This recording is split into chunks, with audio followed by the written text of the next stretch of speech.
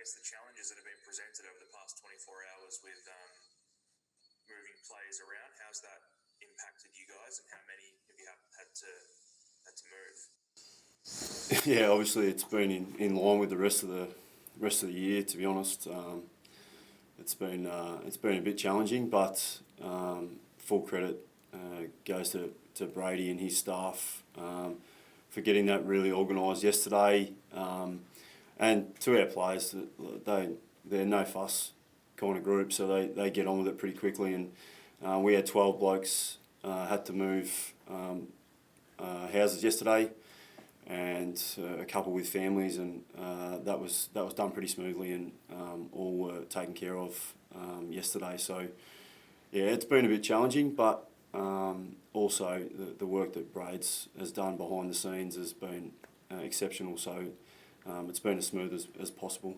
over the last 24 hours. Were they all players or staff as well? Yeah, we had 12 players and 4 staff. Yeah. Okay. Yep. And is there any, I guess, it's hard to know because the hubs might happen next week. Like, there's no real, I guess, knowledge of how long they might be in that accommodation for you. It's all kind of wait and see. Is that right? Yeah, a little bit. Like, we're expecting that that news will come soon. There's obviously been a lot of hearsay around that, and the expectation is that we're going to have to go into a hub at some stage, and we knew that at the start of the year. So we've been preparing for that for a long time, but it's obviously come upon us pretty quickly at this point, and we're expecting some news over the next couple of days and possibly today around what that looks like going forward. But as the boys at head office have said, that we just got to be flexible and adapt as best we can as an industry, and make sure that we can keep playing footy, and where that is and wherever that is, we've just got to be able to do it. And I think teams have shown over this period that they've been willing to do that, and we've just got to make sure that we take our turn. Rhyce, what have you learned from, I guess, the perception of how the teams in the Queensland hub have handled this situation? There was obviously a bit of criticism towards Adam Simpson, the stance he took publicly, and maybe that affected his side's form. Did you learn anything out of that, and how much are you going to speak to the players about that side of things? I think it's important. I really do. I think the mentality around going into such a situation is important, that we address that. And I understand that there's going to be some challenges around that, and it's going to be difficult at times. But we've also had situations over the last couple of years where we've been to Utah, and guys have done camps, and it's not too dissimilar to that scenario, and we'll be reflecting on that and what the boys went through in those situations, and hopefully take the positives out of it, and really make sure that we give ourselves the best chance to perform as well. We are here to play footy. We want to make sure that we look after our people and our family first and foremost. That's our number one priority, but we've also got to do a job as well. Does that variable of the mental side, does that throw up a really interesting variable though with what we're about to see? Could this be a real game changer for this season? Some teams handling it better than others? Oh, no doubt. No doubt. We as you guys have seen, and we've all seen, that the season's so compact in terms of the ladder and results swinging one way to another, that every game's going to count. Even more so, if you fall behind, you got a long way to catch up. So it's going to play a part, I think, and the way teams handle it will certainly give them an advantage if they handle it well. Rhyce, just scaling back to the guys that had to move, how many are playing this week, and have you spoken to them? What's the sort of the feedback they've given to you about how they're feeling and what they've actually had to do to sort of uproot themselves and where they've moved to? Yeah, well, it's only happened last night, so I haven't really, and we've got a day off today, so I haven't got to every player. But we've got probably half a dozen or so that will play this week. But we're still working through that as well. But our boys, and from having chats with Braids this morning, our boys have done it really well. And apart from someone's heater not working, it was pretty good in one of the houses. So our boys are, as I said before, our boys adapt and they get on with it and they understand the situation and they're looking forward to getting on the track tomorrow and playing on Saturday night. Just some specifics, if they moved in with families or rental houses or hotel, where are they all moved to? Yeah, we got a couple of Airbnbs and a couple of guys were moving in with the teammates. Most of them, I think there's 2 houses of 4. A couple of the families have got separate houses, accommodation, so it's worked out pretty well. A lot of our guys have lived together in the past, so they get to reunite under the roof again, and it's been pretty good. The feedback's been pretty good. Rhyce, what's the prognosis for Zeebs? Has he nicked that hammy? Is he going to be out for 2 or 3? Yeah, look, it's a little nick, but it's not that bad. But as we know, in this season, if you take a risk and it goes the wrong way for you, you can lose a lot of time. And in this season, we don't have that time, so we've got to make sure our risk mitigation's the highest priority. And with the skipper, he's pretty confident. He wanted to get up this week, but we just made sure that we're ticking every box and hopefully can prepare really well for next week. Yeah, he was on the radio this morning, Rhyce, and still talking about I'm pushing to play. The scans came up good, all these sorts of things. Like, did you have to have that conversation with him that no, you're not right, Jack, we have to sit you out? Yeah, I actually had that conversation with him half an hour ago. He's pretty keen. He saw the physio this morning. There's a little bit of awareness, and yeah, it's just not worth the risk off a 6-day break, and he understands that, and we had a really good conversation, and that's all it was. So yeah, Jack will prepare really well for next week, and he'll get up for that, I'm pretty sure. And where is Jamie McMillan at in terms of selection? What have you wanted to see from him to get his spot back in the side? Yeah, we dropped Jamie last week.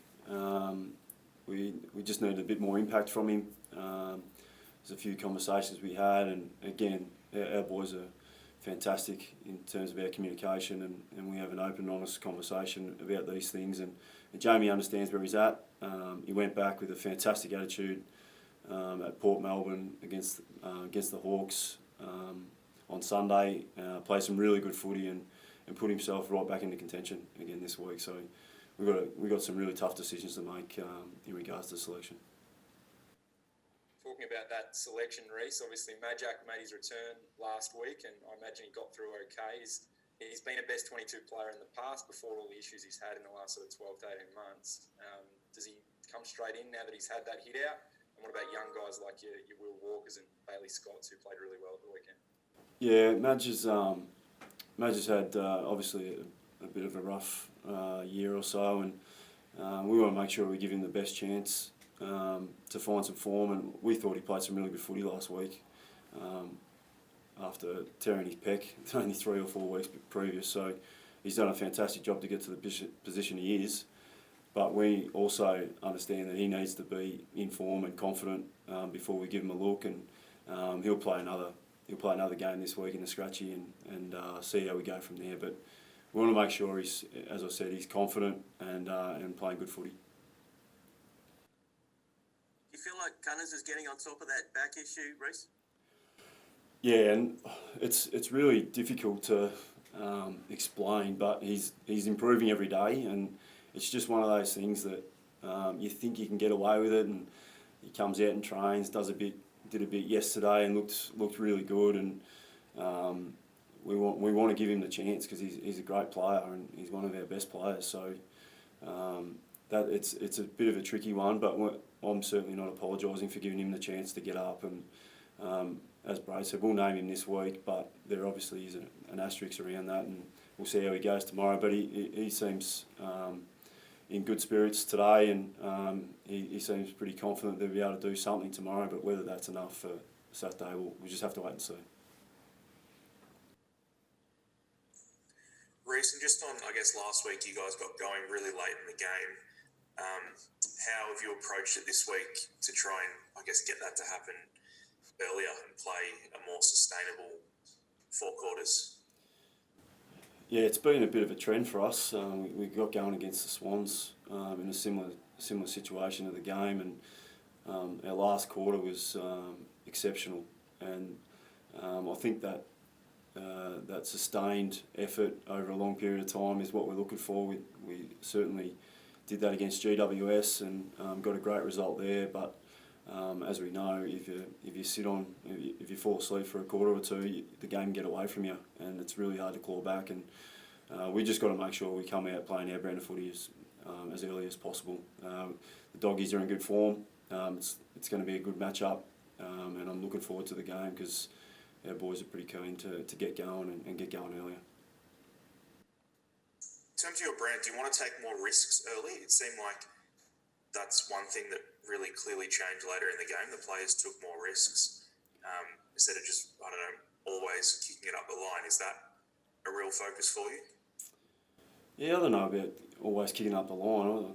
I wouldn't say we were doing that too often last week. I think we've got a really clear brand, and people identify that with our contest work and our ability to go forward and give our forwards the best opportunity to get in one-on-one situations, and we just haven't been able to achieve that early in games. So we'll look to play a really strong brand of footy on Saturday night and do that for 4 quarters, because basically it's a 4-quarter effort that we're looking for, and the guys understand that, and we're really keen to go out and do that. Rhyce, what will you instruct your players about holding the ball? It was a bit of an issue with Clarko, obviously, after your game. What will you instruct your guys this week? Yeah, that's an interesting one. It's interesting to change a rule or an interpretation of a rule mid-year, but we'll adapt to that. We'll show some examples for guys so they get an understanding of what possibly could be the change. But obviously they're going to be hot on it now, so we'll work through that, and it won't be too much of a big deal.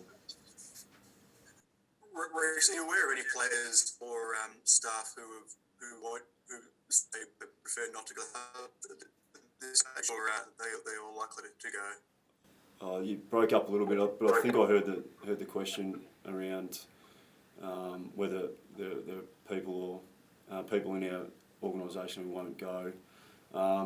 Obviously, there's individual situations that are completely different to anyone else. The majority of our group are really keen to get going. There's obviously a few guys that will have certain issues that we'll work through with them individually, but at this point in time we're really focused on the Doggies on Saturday night, and whenever we get the information from the AFL, we'll work through that. But obviously, as a footy club, we treat everyone as an individual and work through the situations that we need to.